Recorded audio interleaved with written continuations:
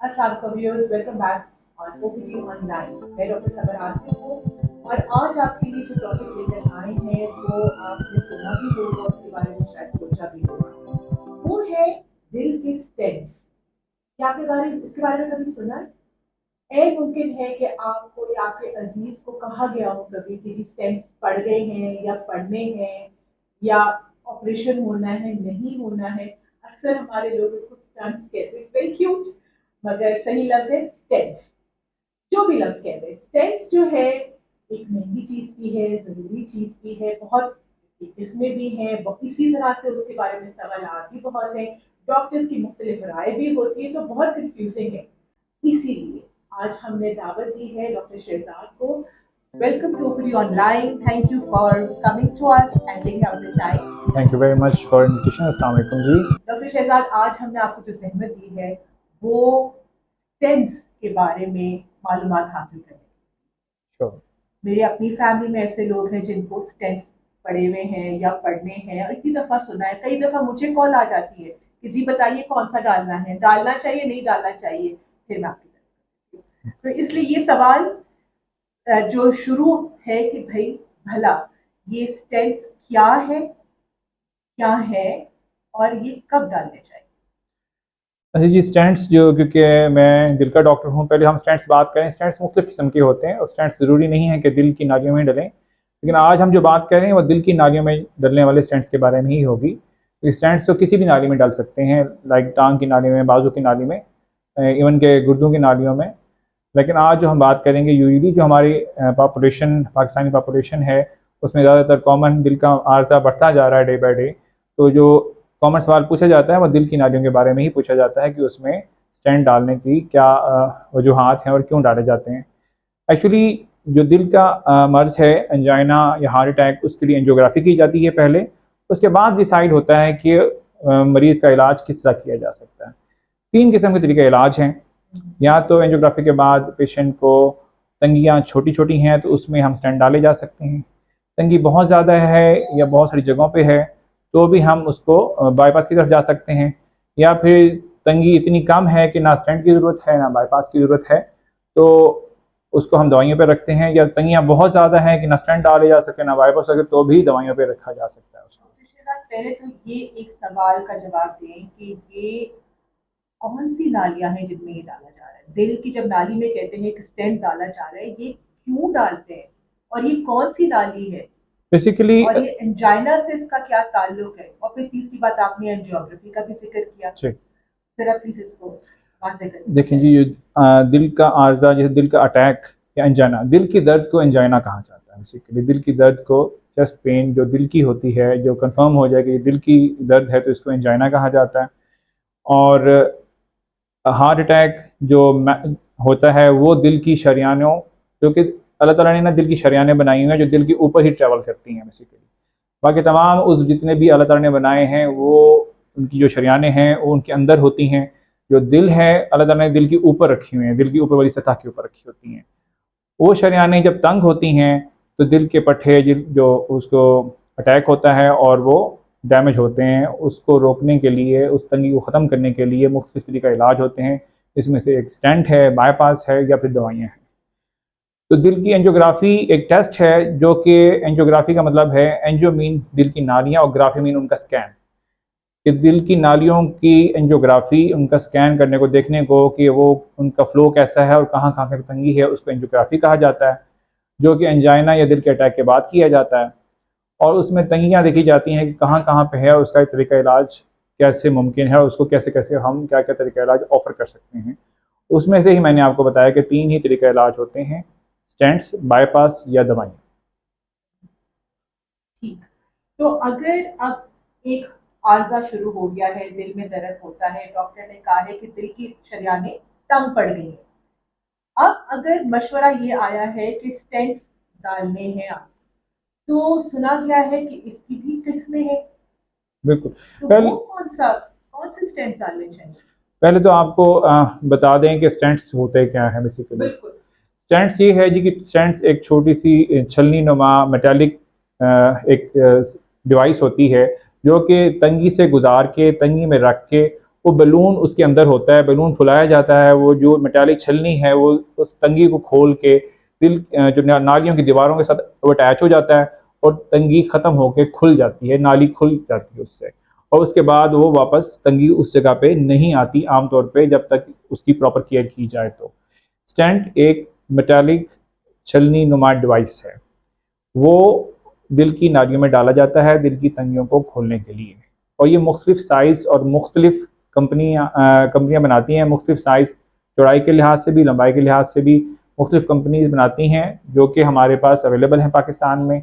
American stands भी होते हैं, यूरोपियन स्टैंड्स भी होते हैं, चाइनीज़ स्टैंड्स भी होते हैं, और यूजुअली आजकल जो पाकिस्तान में आ रहे हैं सारे ही अच्छे होते हैं, सारे ही अगर प्रॉपर तरीके से डिप्लॉय किए जाएँ, प्रॉपर तरीके से उनको साइज़ लेके डाला जाए और उसको बाद में प्रॉपर डिप्लॉय करके उसको खोला जाए, तो वो और खोलने के बाद एक लिमिटेड अरसे तक दवाई जो उसकी बनती है वो खाई जाए, तो उसके साथ वो स्टेंट्स बिल्कुल ठीक रहते हैं।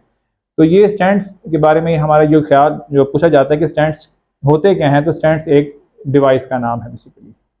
अच्छा, स्टेंट्स एक ऐसी डिवाइस है जो कि बंद शरियानों को फैला देती है, बिल्कुल खोल देती बिल्कुल है।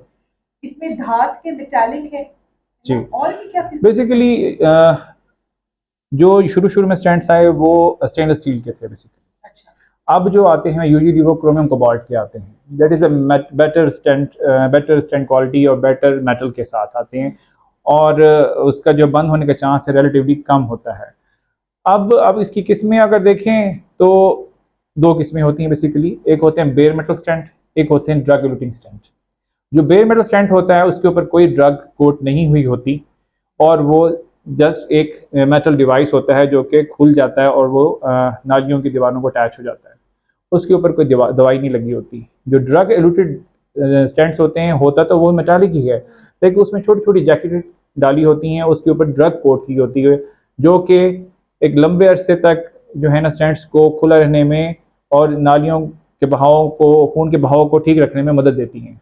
वो थोड़े से महंगे होते हैं, और बेयर मेटल स्टैंड्स जो हैं वो थोड़े से सस्ते होते हैं, लेकिन आजकल पाकिस्तान में ऑलमोस्ट बेयर मेटल स्टैंड्स ना होने के बराबर हो गए। हम सारे के सारे जो डाले जाते हैं वो ड्रग लूटिंग स्टैंड्स ही डाले जाते हैं। रुपेश साहब ये बताइए कि स्टेंट्स महंगे होते हैं जी बिल्कुल। और इसमें किस्में जैसे आपने कहा था, तो अब मुख्तलिफ डॉक्टर्स मुख्तलिफ चीज़ें कहते हैं, इस पे अब एक कोई स्टैंडर्ड की बात हो, हमें भरोसा हो कि भाई अच्छा अब स्टेंट्स की ज़रूरत है तो अब ये वाला स्टेंट ले लें, बिल्कुल। ये कैसे भरोसा किया जाए? हमें क्या कोई कंपनीज हो, कोई तरीका हो, स्टैंडर्ड हो कि हम भरोसे से वो स्टेंट डलवा लें? चूज क्या हमें करना पड़ेगा या डॉक्टर करेगा? किस बेसिस पे करेगा? देखिए, चूज़ करने की सबसे पहली बात करें तो एंजियोग्राफी के बाद ना हमें उस तंगी की साइज़ हमें ना नज़र आ जाता है कि ये नाली जो है ना ये 2 मिलीमीटर की है, 2.5 मिलीमीटर की है, अप टू 5 मिलीमीटर तक की भी नालियाँ साइज़ होते हैं, और इसी तरह के उसी साइज़ के हिसाब से स्टेंट्स होते हैं। और फिर लेंथ होती है उस तंगी की कि एक कितनी लेंथ है उस तंगी की, ताकि वो उसको कवर किया जाए, क्योंकि सारी की सारी बीमारी कवर करनी चाहिए, नॉर्मल टू नॉर्मल डाला जाता है आमतौर पर। तो उस हिसाब से हम स्टैंड चूज़ करते हैं। अब मुख्तलिफ कंपनियां हैं और मुख्तलिफ जनरेशन हैं एक्चुअली। ये जो बात होती है ना जी कि सस्ता स्टैंड है या महंगा स्टैंड है, या फिर कौन सी कंपनी का यूज़ करना चाहिए, ये होता है जी कि जनरेशन हैं। फर्स्ट जनरेशन स्टैंड जिसमें मैंने पहले बात की कि स्टेनलेस स्टील के आए थे, फिर बाद में क्रोमियम कोबाल्ट के आना शुरू हो गए, फिर जनरेशन आई हैं ड्रग्स की, कि जो उसके ऊपर ड्रग्स लगी होती हैं, जो ड्रग उनके ऊपर कोट हुई होती हैं, वो डिफरेंट होती हैं। वो विद रिसर्च, हमारे यहाँ तो अनफॉर्चुनेटली रिसर्च एज सच नहीं होती, लेकिन ये सारी यूरोपियन और अमेरिकन रिसर्च के बाद ये सारा कुछ मार्केट में आता है, और इस वक्त पाकिस्तान में अनफॉर्चुनेटली कोई भी स्टैंड नहीं बन रहा, और सारे स्टैंड्स हम इंपोर्ट करने पड़ते हैं, और कॉस्ट इसलिए ज़्यादा होती है बेसिकली क्योंकि डॉलर्स की कॉस्ट बढ़ती जाती है, इनकी कॉस्ट भी बढ़ती जाती है, और ये बहुत कॉस्टली डिवाइस है, इसमें कोई शक नहीं है। और जब एनजियो स्टेंट के पैसे बताए जाते हैं तो सिर्फ स्टेंट नहीं होता, मसला ये है कि स्टेंट जब डाले जाते हैं तो उससे पहले उस तंगी को प्रिपेयर किया जाता है, अच्छा, डायरेक्टली उसके अंदर स्टेंट रख के नहीं खोला जा सकता। वो कैसे? वो उससे पहले कुछ बलून्स होते हैं, जस्ट उसके ऊपर स्टैंड नहीं होता, जस्ट सिंपल बलून होते हैं, वो उस टंकी के पास लेके जाया जाता है। बेसिकली पहले एक तार लेके जाई जाती है जो कि नाली के निचले हिस्से तक पहुंचा दी जाती है, उस तार के ऊपर वो बलून लेके जाया जाता है, वो बलून उस टंकी पे रख के फुलाया जाता है और वो तंगी थोड़ी सी बेहतर हो जाती है। लेकिन सवाल कुछ लोग ये भी करते हैं, जब तंगी पहले से बेहतर होगी तो स्टेंट की क्या ज़रूरत है। हाँ, तो अब देखा ये क्या है कि जब सिर्फ बलून से वो तंगी खोली जाती है तो उसके बाद ये होता है कि जी वो दोबारा रिकॉइल कर जाती है, तंगी दोबारा आ जाती है, तंगी दोबारा आ जाती है, आर्जी होता है बिल्कुल। लेकिन स्टेंट से वो रिकॉइल नहीं होता, आर्जी की बजाय मुस्तकिल तौर पे वो तंगी खोल। अब वो बलून से आपने पैसे प्रिपेयर कर लिया, उसको पहले वो बलून वापस ले आए, उसी तार पे फिर आप स्टेंट ले गए, वो बलून माउंटेड स्टेंट होता है, उसको फुलाया जाता है, वो शरियानों की दीवारों से लग जाता है और वो तंगी हमेशा के लिए खुल जाती है। तो ये इस बात में आप पकड़ूं कि आप कह रहे हैं कि हमेशा के लिए खुल जाता है, ये भी तो सुना है कि स्टेंट्स दोबारा बंद हो गए। बिल्कुल, देखें जी, हमने सिर्फ स्टेंट डालने के बाद उसको ये नहीं कहना कि बस अब नालियाँ खुल गई हैं और जाओ और कुछ भी नहीं करना, इसके बाद भी इसकी एहतियात है। अच्छा, ये कहा जाता है कि जितना अच्छा स्टेंट डालेंगे ना उतना लंबा अर्सा आपको दवाइयाँ खानी पड़ेंगी, ये एक फैक्ट है। अच्छा। हाँ जी। अब बात जिस तरह हम बात दोबारा भी शुरू कर लेंगे, जो हम जनरेशन की बात कर रहे थे या ड्रग इलूटिंग स्टेंट्स की या ड्रग्स की टाइप्स की बात कर रहे थे कि क्यों महंगे होते हैं, कौन सा महंगा होता है, कौन सा अच्छा होता है, कौन सा बुरा होता है, ये हम बात दोबारा भी डिस्कस कर लेंगे। अभी आपकी बात का जवाब दे देता हूँ, जो आप कह रही थी जी कि दोबारा भी बंद हो जाते हैं या तंग हो जाते हैं, इसमें कोई शक नहीं है कि दोबारा उन स्टेंट्स के अंदर भी तंगी आ सकती है। अच्छा। और बंद भी हो सकते हैं, इसमें विद इन 24 आवर्स ही बंद हो सकते हैं, 2-3 साल बाद भी बंद हो सकते हैं। और बहुत से लोग, अब यकीन करें कि हमारे कुछ पेशेंट ऐसे हैं जिन्होंने हमने 5 स्टेंट डाले हुए और लॉन्ग टाइम से खेलते हैं, अभी भी खेलते हैं और दे आर डूइंग वेल। दोनों एक्सट्रीम्स हैं, बिल्कुल है, 24 आवर्स से बंद हो गया और एक ये डिपेंड करता है कि आपने टेक्निक्स क्या यूज़ की हैं बेसिकली। नो डाउट, अगर किसी ने बहुत अच्छे तरीके से स्टेंट डाला हुआ है, उसको प्रिपेयर किया है, फिर स्टेंट डाला है, अच्छा स्टेंट डालने के बाद भी एक और किस्म का बलून लेके जाया जाता है जिसे नॉन कंप्लायंट एनसी बलून्स कहते हैं, जिसे हम कहते हैं पक्का करने के लिए। अच्छा। उस स्टेंट को पक्का करने के लिए, अच्छी तरह एक्सपैंड करने के लिए, अच्छी तरह फुलाने के लिए वो डाला जाता है उस स्टेंट के अंदर, उसको फुलाया जाता है मल्टीपल जगहों से और फिर चेक किया जाता है कहीं से तंग तो नहीं रह गया। अगर इस तरह आपने स्टेंट डाला हुआ है तो यूजुअली ना तंग होता है तो ना बंद होता है। और दूसरी, तंग या बंद कब होता है, या तो पेशेंट ने प्रीमेच्योर दवाई छोड़ दी हुई हो, या उसने 1-2 साल बाद, होता ही है कि ये 1-2 साल बाद क्या होता है, जो स्टेंट जो है, मेटल जो है, ये उस नाली का हिस्सा जुज़ बन जाता है, जुज़ बन जाता है। और जो नाली, शरियान की हर नाली की ना 3 लेयर्स होती हैं, ठीक है जी, इंटमा, मीडिया और एडवेंटिशिया। जो इंटमा है वो उस स्टेंट के ऊपर ग्रो कर जाता है, तो वो नाली शरियान की जो सबसे अंदर वाली लेयर है वो स्टेंट के ऊपर आ जाती है, बिल्कुल ग्रो कर जाती है।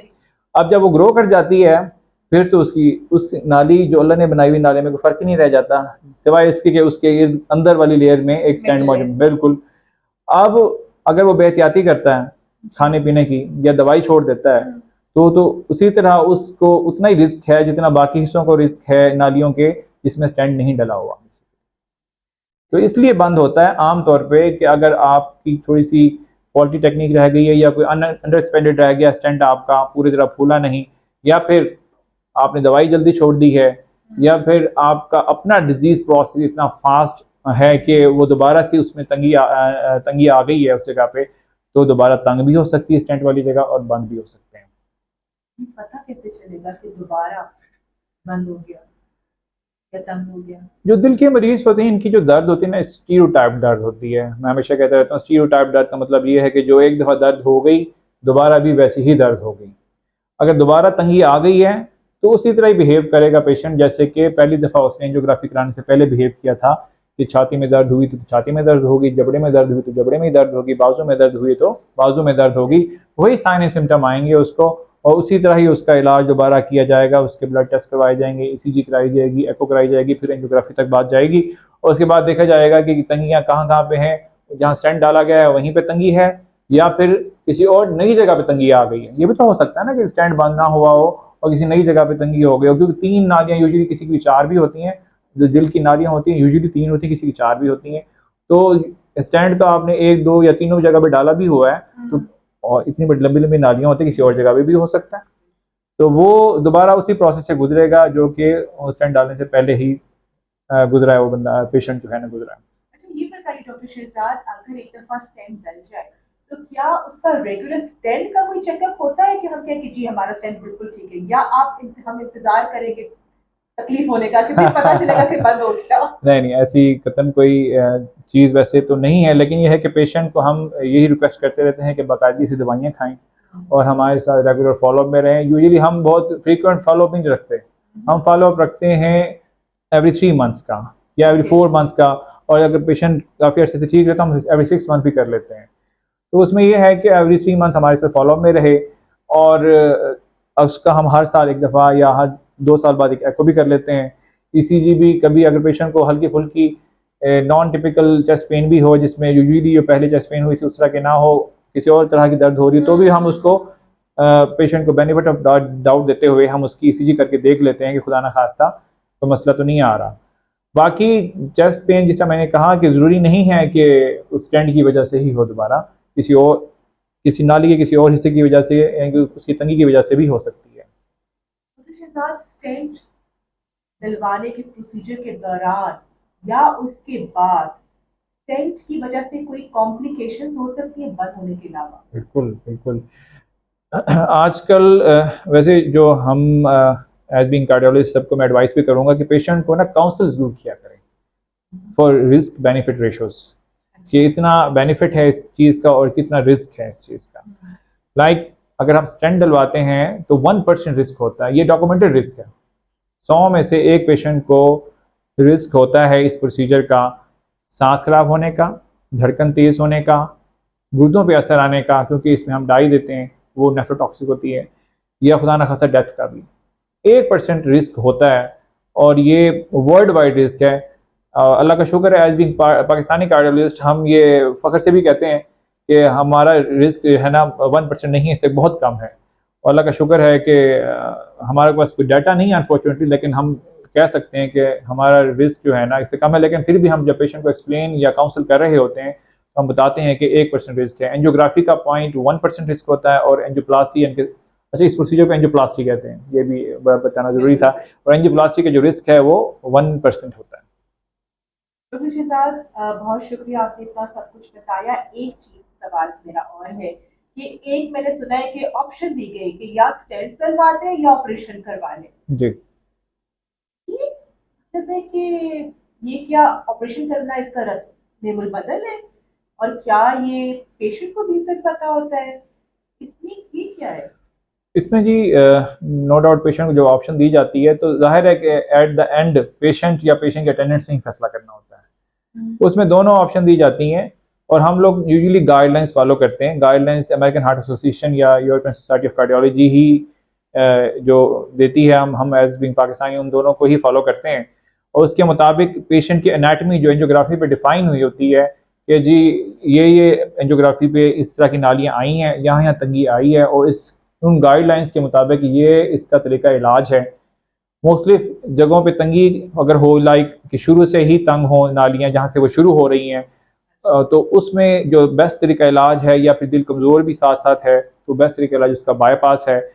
लेकिन अब स्टेंट की टेक्निक्स ने, स्टेंट की गैजेटरी ने, डिवाइसेस ने इतनी तरक्की कर ली है कि हम यूजुअली बहुत सारे जो पहले किसी ज़माने में बाईपास की तरफ रेफ़र किया करते थे मरीज़, वो हम स्टेंट डाल के ठीक कर लेते हैं, और पेशेंट अल्लाह का शुक्र है लाइफ लॉन्ग ठीक रहता है, कोई ऐसी परेशानी वाली बात उसमें नहीं होती।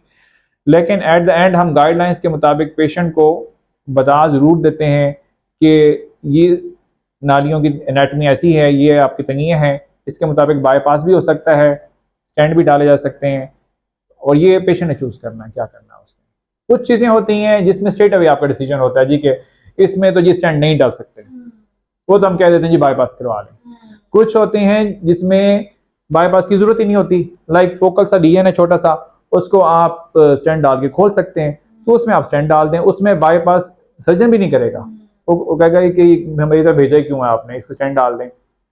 अब ये है कुछ पेशेंट बाकी ऐसे होते हैं जिसमें दोनों ऑप्शन हो सकती हैं। इसमें फिर बात आ जाती है फाइनेंसिस की, लाइक स्टेंट्स महंगी चीज़ है, और जब 3 स्टेंट से ज़्यादा 4-5 की तरफ जाते हैं तो कॉस्ट काफ़ी बढ़ जाती है। बाईपास इस लिहाज से फिर कॉस्ट इफेक्टिव हो जाता है। नो डाउट पेशेंट बेचारा अपनी मिजरी देख रहा होता है कि उसको कोई 1 हफ्ते से लेकर 1 महीने तक वो जो बाईपास की जो कॉम्प्लिकेशन तो नहीं कहना चाहिए, उसकी जो थकावट है और जो ज़ख्म की तकलीफ़ वगैरह है वो बर्दाश्त करनी पड़ती है। स्टेंट बड़ा स्ट्रेट अवे साफ़ सुथरा सा तरीका है, उसमें एंजियोग्राफी या जिस तरह हम करते हैं एक शीट डाल के, और जिस तरह आप ब्रेनर डालते हैं, हम एक बड़ा ब्रेनर यहाँ बाजू में डाल के या टांग में डाल के उसी से एंजियोग्राफी कर देते हैं, उसी से हम जो है वो स्टेंट डाल देते हैं।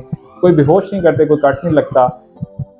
यूजुअली रिकमेंडेशंस में कुछ लोग अंडर ये करते हैं कि ओवरनाइट स्टे भी करा लेते हैं, लेकिन आजकल हम विद इन 24 आवर्स हम डिस्चार्ज कर देते हैं, बल्कि विद इन 12 आवर्स भी डिस्चार्ज कर लेते हैं। कोई ऐसा अभी तक हमारे पास कोई कॉम्प्लिकेशन नहीं आई। Very impressive.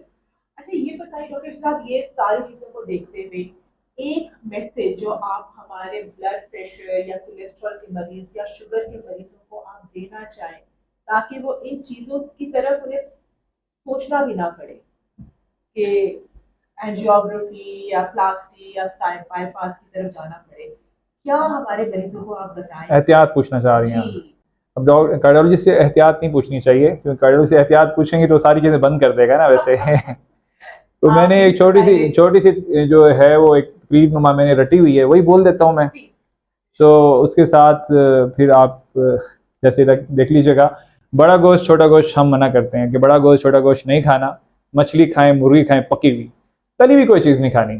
तले हुए घर के आलू फ्राइज तक भी नहीं खाने। कभी बेगम कह देती है ना जी कि आज कुछ नहीं पड़ा हुआ तो आलू तल देती हूँ, तो वो भी नहीं खाने आपने। बेकरी आइटम को इस्तेमाल नहीं करने सिवाय ब्रेड और रस्क के।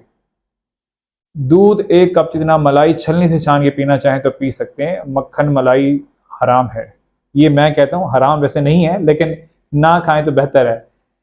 और देसी घी, किसी किस्म का घी में खाना नहीं बनाना, ना रोटी पे लगाना है। ऑयल इस्तेमाल करें, कोई भी ऑयल इस्तेमाल कर सकते हैं। मैं ये नहीं कहता जी कि आप ऑलिव ऑयल इस्तेमाल, ऑलिव ऑयल बहुत महंगा पड़ जाता है और कब तक करेंगे, आखिर थक जाएंगे। और कुछ लोग जो कॉर्न ऑयल करते हैं वो भी बड़ा महंगा होता है। जो सिंपल ऑयल, कैनोला ऑयल है, सनफ्लावर ऑयल्स मिलते हैं, उसमें खाना बनाएं। ना होने के बराबर ऑयल डालें, जो सब घर वालों के लिए बनता है आप उसी में से खाएं। उनको भी ज़रा कम ऑयल वाला खाना खाना चाहिए, आपको भी कम ऑयल वाला खाना खाना चाहिए। डॉक्टर शहजाद, आपने मक्खन बंद कर दिया, आपने मलाई बंद कर दी, आपने घी बंद कर दिया, आपने तले हुए आलू बंद कर दिए, रोटी पे भी आपने मना कर दिया। नहीं, रोटी मैंने मना नहीं नहीं, रोटी में वो घी नहीं, बिल्कुल नहीं। तो क्या खाना चाहिए? देखें जी, बड़े गोश्त छोटे गोश्त के अलावा मैंने कहा मछली खाएं, मुर्गी खाएं। मुर्गी, जो लोग कहते हैं जी मछली का सीज़न नहीं है, मछली तो हर वक्त अवेलेबल होती है, इसमें कौन सा सीज़न, कौन सी बात है। आप मछली बेशक आधा किलो खा जाएं, कोई इशू नहीं।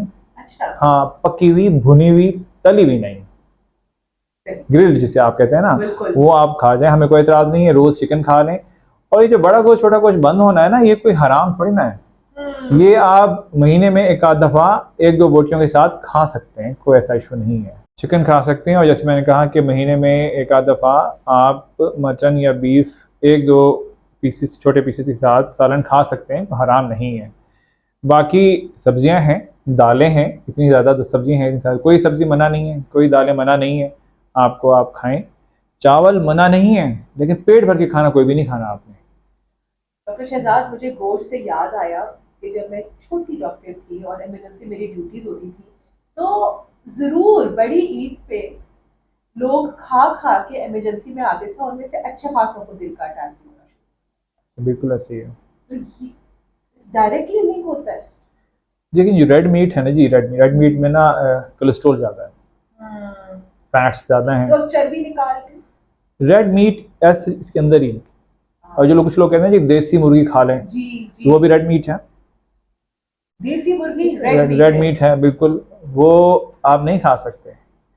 फिर मैं बात करूँ, हराम नहीं है, आप खाएं, लेकिन once in a blue moon, like एक महीने में एक आध दफ़ा आप छोटे पीसेस के साथ खा सकते हैं, कोई ऐसा हर्ज नहीं है उसमें। लेकिन रेड मीट में फ़ैट्स की क्वांटिटी ज़्यादा होती है, तो उसी वजह से जो है ना वो फैट्स पूरे जिस्म में, खासतौर पर दिल की नालियों में इकट्ठा होकर वो नुकसान देते हैं। अच्छा डॉक्टर शहजाद, हम जरा एहतियात की बात कर रहे हैं, तो बिलफर्ज आप ये सोचें किसी एक ने स्टेंट्स लगवा लिए जी, आपने 12 घंटे में उससे छुट्टी दे दी जी, अभी उसको फौरी क्या एहतियात करनी है और देर बाद? देखिए जी, हम जो पेशेंट समझते हैं ना जी कि हमारा ऑपरेशन एक लिहाज से है तो छोटा ऑपरेशन ही, लेकिन इसमें हम बेहोश भी नहीं करते। जैसे पहले मैंने बताया, बेहोश भी नहीं करते, कोई कट नहीं लगाते। पेशेंट जाग रहा होता है, हमसे बातें कर रहा होता है, हम बातों बातों में सारा कुछ कर लेते हैं, स्टेंट डाल देते हैं। अब जब पेशेंट को हम 12 घंटे बाद छुट्टी दे देते हैं तो हम उसे, मैं तो खास तौर पे रिक्वेस्ट करके भेजता हूँ, अल्लाह का वास्ता है कि घर जाके लेट नहीं जाना। और पेशेंट्स के अटेंडेंट्स ऐसे होते हैं कि उस अटेंडेंस पेशेंट में डंडा लेके खड़े होते हैं, हिलना नहीं है यहाँ से, बेड से उठना नहीं है, ऐसा कुछ नहीं करना आप लोगों ने। प्लीज़ आपसे रिक्वेस्ट है सबसे कि जिसको स्टेंट डाल जाए मैक्सिमम उसको आपने रेस्ट करवाना है तो मजीद 12 घंटे का करवा लें, लेकिन after 1 day of that stent आप उसको उसकी रूटीन एक्टिविटीज़ करने दें ताकि हमें पता चले कि स्टेंट का फ़ायदा भी हुआ है या अभी तक पेशेंट को दर्द हो रही है। उस दर्द को ठीक करने के लिए स्टेंट डाले ना हमने, तो अगर दर्द हो रही है तो फिर तो स्टेंट का कोई फ़ायदा नहीं है। उसको हम एडवाइस ये करते हैं कि आप 5 मिनट की वॉक करें, 5 मिनट के लिए घर से बाहर जाएँ, 5 मिनट बाद वापस आ जाएँ, 10 मिनट की आपकी वॉक हो जाएगी। 1 हफ्ते की वॉक ऐसे कर लें, 1 हफ्ते बाद आप 10 मिनट के लिए जाएँ, 10 मिनट बाद वापस आ जाएँ, 20 मिनट की वॉक हो जाएगी। और तीसरे हफ्ते आपने जाके 15 मिनट के लिए जाना है और 15 मिनट बाद वापस आ जाना है, आधे घंटे की वॉक हो जाएगी आपकी। और आपको हम सिर्फ यही रिक्वेस्ट करते हैं कि हमें आपसे आधे घंटे की वॉक ही रिक्वायर्ड है, डेली की वॉक आधे घंटे की, 15 मिनट के लिए जाएँ घर से बाहर, 15 मिनट बाद वापस आ जाएंगे, आपकी आधे घंटे की वॉक हो जाएगी। और कुछ लोग कहते हैं जी हमने सीढ़ियाँ नहीं चढ़ने देना, सीढ़ियाँ क्यों नहीं चढ़ने देना, उस जोड़ों का मसला थोड़ी ना उसको, ठीक है। और खाने पीने के एहतियात में इसको रोटी नहीं देनी, यखनी देनी है, नरम ग़िज़ा देनी, रोटी दें उसको। आप जो घर में खाना अपने लिए बना रहे हैं, स्टैंड डले हुए पेशेंट बेचारे को वही खाना दें, आपकी बड़ी मेहरबानी। आप खुद भी एहतियाती खाना खाएं, उसको भी वही खाना दें। और सीढ़ियाँ भी चढ़ सकते हैं, सीढ़ियाँ चढ़ने में भी कोई हमें मसला नहीं है। रूटीन का अपना काम करें और 2 दिन बाद 3 दिन बाद अपनी जॉब पे जाएं, अपनी दुकान पे जाएं, अपने काम करें सारे, हमें कोई एतराज़ नहीं है।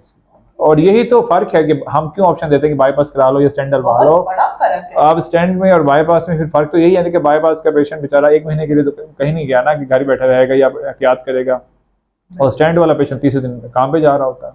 डॉक्टर शहजाद, एक सवाल अभी आया है कि ये स्टेंट जब करवा रहे होते हैं तो उसका एक्सपीरियंस क्या होता है, यानी कि पेशेंट आया उसके साथ क्या क्या होगा, दर्द होगा नहीं होगा, ये ड्यूरिंग स्टेंट का जो एक्सपीरियंस है ना उसका भी सवाल आया है। तो आप प्लीज बताइए कि पेशेंट किस चीज से गुजरेगा जब वो स्टेंट डलवाएगा। देखिए जी, आजकल तो हम यूजुअली जब एंजियोग्राफी कर रहे होते हैं तो उसी वक्त साथ ही हम स्टेंट ऑफर कर देते हैं। वो तो पेशेंट के लिए दोनों चीज़ें नहीं होती हैं, लेकिन बहुत सारे पेशेंट ऐसे भी होते हैं जिन्होंने एंजियोग्राफी करवाई होती है जस्ट, और उसके बाद 2 हफ्ते बाद या हफ्ते बाद वो आते हैं, उनको तो वही पता होता है कि एंजियोग्राफी मैं बता देता हूँ कि एक मशीन की टेबल पे लिटाया जाता है और मशीन, वो पेशेंट लेटा रहता है, उसके हाथ से या टांग से हम एक ब्रैंडला बड़े वाला डाल के, ब्रैंडला नुमा एक शीट हम कहते हैं, वो डाल के उसे हम एंजियोग्राफी कर लेते हैं और मशीन खुद मूव करती है उसके गिर्द, पेशेंट को मूव नहीं करना पड़ता। मशीन घूमती रहती है, मूव करती है उसके गिर्द, एक सी शेप्ड आर्म होती है उसकी, वो पेशेंट गिर्द मूव, हाँ जी ऐसे बिल्कुल वो मूव करती रहती है। और वो सर्कल नहीं होता, सी टाइप होती है, एक हाफ सर्कल होता है बेसिकली, वो उसके गिर्द मूव करती रहती है और उससे हम एंजियोग्राफी कर लेते हैं। और स्टैंड भी उसी तरह ही हम डाल देते हैं। बेसिकली होती एक्सरे मशीन ही है जो एंजियोग्राफी मशीन है, कॉन्टीन्यूस एक्सरे फेंक रही होती है, उससे हम उसको रिकॉर्ड कर रहे होते हैं, एक हमारे फिल्म बन जाती है, सीने बन जाता है। तो पेशेंट को सिर्फ ब्रैंडला डालने का और जो वो डाल जाएगा उससे कोई तकलीफ होती है? नहीं, हाँ अगर आप पेशेंट और बहुत ज़्यादा परेशान हुआ है तो जितना परेशान होगा तो नालियाँ सिकुड़ जाती हैं, तो हम रिक्वेस्ट पेशेंट से यही करते हैं अपने आप को रिलैक्स रखें। तो उस तार डालने के दौरान या फिर कैथेटर डालने के दौरान तो बाद वक़्त अगर नालियाँ सिकुड़ जाएँ तो उससे पेन होता है। यूजुअली ये चांस जो है तकरीबन 1 से 2% होता है, ज़्यादा नहीं होता आमतौर पे। हाँ, जब हम स्टेंट डिप्लॉय करते हैं तो पेशेंट को फ्यू सेकंड्स के लिए, लाइक 10 सेकंड्स के लिए वही पेन हो सकती है जो कि एंजाइना या अटैक वाली दर्द हो, क्योंकि एक दफ़ा हम स्टेंट डाल के बैलून फुला के पेशेंट की नाली को 100% तो बंद कर देते हैं ना, लेकिन वो एक प्रोसीजर का हिस्सा है। अगर दर्द हो रही हो तो हमें पता चल रहा होता है कि हम सही जगह डाल रहे हैं, तो वो फ्यू सेकंड्स की होती है, वो बाद में बिल्कुल नहीं रहती, बल्कि पेशेंट बल्कि बाद में बहुत अच्छा फील करता है। और ये पूरा प्रोसीजर कितनी देर का है? सिर्फ एंजियोप्लास्टी या एंजियोग्राफी 15 मिनट से 30 मिनट या आधे घंटे तक की, और स्टेंट डालना डिपेंड करता है कि आप कितने स्टेंट, एक स्टेंट डालेंगे तो तकरीबन 45 मिनट से 1 घंटे में डल जाता है।